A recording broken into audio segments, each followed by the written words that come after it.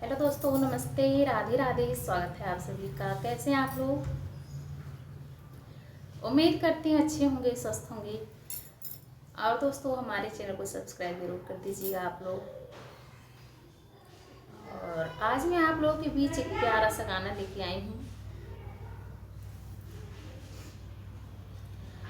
बाबा दिहल नाथिया से नूर हम तेज बसे, नूर हम तेज बालमुआ कैसे, सजनवा कैसे तेज बरे छोटी ननदी, सजनवा कैसे तेज बरे छोटी ननदी।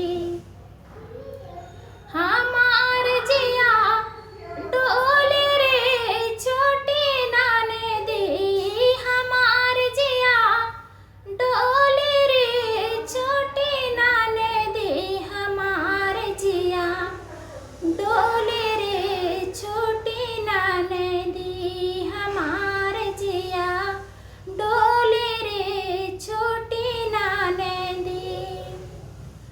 बाबा दिहन बेदिया से नूर हम तेज बसे,